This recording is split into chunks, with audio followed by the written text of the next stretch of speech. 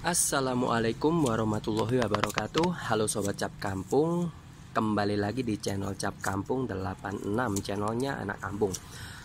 Oke teman-teman, dalam seri video kali ini kita akan kembali lagi membahas tentang tanaman bambu air ya. Karena ada beberapa penjelasan yang mungkin belum sempat anak kampung sampaikan, dan di video singkat kali ini bakal anak kampung sampaikan.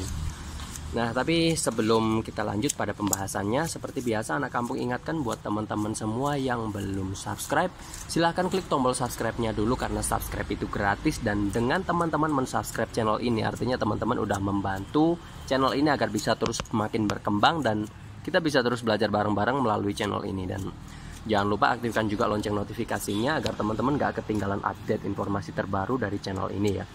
Dan buat teman-teman juga yang misalkan mau request pembahasan melalui channel ini, silahkan tulis di kolom komentar, atau bisa juga DM di Instagramnya Cap Kampung 86. Oke, kita langsung aja teman-teman ya. Jadi pokok pembahasan kita yang paling mendasar teman-teman dari tanaman bambu air ini adalah apa sih penyebab tanaman bambu air itu menjadi rusak. Nah, jadi teman-teman, penyebab pertamanya tanaman bambu air itu menjadi rusak itu tanpa kita sadari, yaitu dari kebiasaan kita memotong tanaman bambu air.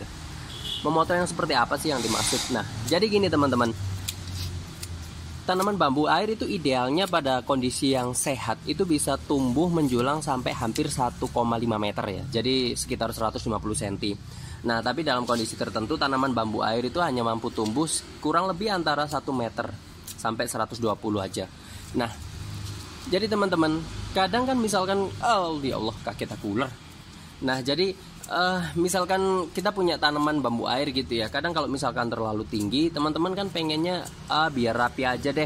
Nah, jadi kadang ambil jalan pintasnya langsung dipotong. Nah, seperti ini, teman-teman bisa lihat yang putih-putih itu adalah bekas potongannya. Jadi sebelumnya tanaman bambu air itu tingginya segini, rata. Nah, karena pengennya rapi, pengennya instan, akhirnya dipotong. Nah, tapi dampaknya apa sih kalau misalkan tanaman bambu air itu dipotong? Nah, jadi gini teman-teman, pada saat teman-teman melakukan pemotongan tanaman bambu air seperti ini, itu secara otomatis nanti bambu air ini justru akan semakin banyak cabangnya. Terus kalau udah semakin banyak cabangnya, itu cabang yang baru tumbuh itu nggak mungkin gede-gede kayak gini teman-teman ya. Nah, nggak mungkin gede-gede kayak gini, otomatis cabangnya itu semakin kecil kayak gini. Nah, ini teman-teman bisa lihat. Nah, kalau cabangnya udah tumbuh kecil-kecil kayak gitu, itu justru rawan roboh. Kalau udah roboh kayak gini nggak bakal bisa rapi lagi teman-teman. Nah, terus solusinya gimana buat teman-teman kalau misalkan mau membersihkan tanaman bambu air? Jadi kalau misalkan mau ngerawat itu yang benar. Jadi kayak, bentar ya. Nah, jadi kayak misalkan kayak gini teman-teman ya. Misalkan teman-teman ada pohonnya yang kayak pohon induk seperti ini ya. Ini kan belum dipotong nih dari atas sana sampai ke bawah. Nah, cabang yang baru mau keluar kayak gini, ini harus kita buang. Nah, dibuang aja kayak gitu. Nah, terus nggak usah dipotong. Jadi tinggal kita sortir aja, kita pilih. Itu bagian bawah kelihatan banget itu. Jadi cabang-cabang atau pohon bambu airnya yang kecil-kecil kayak gini ini dibuang aja. Justru ini yang bikin tanaman bambu airnya teman-teman itu terlihat lebih nggak rapi gitu ya. Nah, terus yang udah terlanjur dipotong kayak gini, caranya anak kampung mending dipotong aja dari bawah langsung ya, dibuang kayak gini. Ini langsung aja dibuang semua. Jadi dipilih ya, hati-hati jangan sampai salah potong, nanti justru yang masih muda kepotong. Kita pilih yang udah tua-tua, yang bekasnya kita potong seperti ini kita rapikan, dipotong semua. Dan nanti disisain yang masih hijau-hijau segar seperti ini ya, yang baru tumbuh kayak gini itu kita sisain aja. Nah, selanjutnya teman-teman, kalau misalkan ini nanti udah selesai kita bersihkan, itu harus potong aja semua. Itu nanti setelah 1 minggu teman-teman bisa kasih pupuk aja. Nah, pupuknya itu dikit banget ya, bisa pakai Fitsin ya, biasa yang dipakai masak itu loh. Nah, bisa juga pakai pupuk ZA. Itu pemberian pupuknya kalau misalkan untuk pot ukuran segini teman-teman ya. Jadi ini kebetulan potnya ukuran 25 kali berapa ya? Sekitar 60 lah. Nah, itu cukup 1 sendok teh. Jadi dilarutkan di air, di 1 gelas air mineral gitu ya, dilarutin, habis itu disiramin di sini. Nah, kayak gitu. Jangan sampai dibiarkan dia menggranul teman-teman ya. Karena kalau misalkan teman-teman biarkan berbentuk sorry teman-teman. Jadi kalau misalkan nanti dibiarkan menggranul, itu biasanya kalau dia terselip di sela-selanya tanaman ini, itu biasanya mengakibatkan kebusukan teman-teman ya.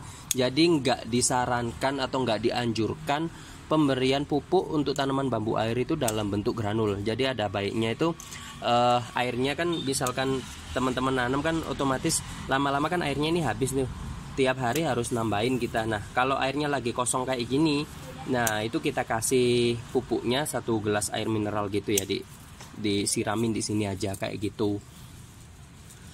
Dan nanti teman-teman seperti yang udah anak kamu sampaikan tadi, itu yang bercabang-cabang, nah yang kayak gini nih, nah yang bercabang-cabang ini dibuang aja, dipotong. Terus pas bersihin juga hati-hati teman-teman ya, kadang ada uletnya sih. Walaupun sebenarnya tanaman ini tuh jarang banget ada hamanya, tapi ini kebetulan ada uletnya, ini ngeri banget teman-teman. Ini kalau kena tangan gatalnya bukan main teman-teman. Lek tolong dipotong Lek, habis ini kita buang aja. Itu ulet belakang sini. Nah, udah dia biar di sini dulu biar aman. Nah, terus pada saat bersihin jangan lupa juga teman-teman ya, lebih baik gunakan sarung tangan, apalagi kalau teman-teman yang kulitnya sensitif ya.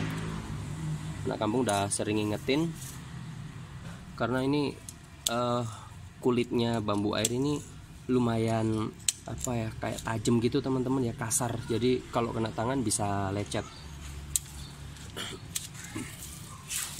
Ini kita bersihin dulu semuanya teman-teman ya. Jadi kalau udah habis dibersihin kayak gini teman-teman, nanti itu jangan kaget ya kalau misalkan tanamannya jadi kelihatan bolong-bolong atau berkurang gitu ya.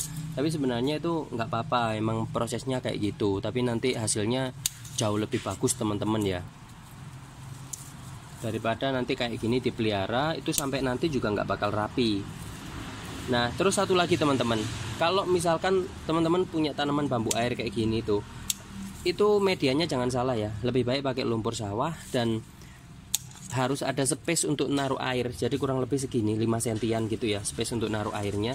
Dan kalau misalkan space-nya kurang atau tanahnya kurang, itu nanti biasanya tanaman bambu airnya teman-teman tuh tinggi tapi roboh-roboh, jadi gampang roboh gitu ya. Beda kalau misalkan tanahnya banyak, misalkan segini ya, ada space airnya sekitar 5 cm aja. Nah itu nanti tanamannya bisa tumbuh dengan apa ya, proporsional teman-teman ya. Jadi airnya cukup, terus media tanamnya juga cukup. Nah barangkali begitu teman-teman ya, informasi tentang bambu air yang bisa anak kampung sampaikan. Semoga bermanfaat buat kita semua, dan jangan lupa kalau ada informasi yang kurang jelas bisa teman-teman tulis di kolom komentar. Sampai jumpa di next video selanjutnya. Terima kasih, wassalamualaikum.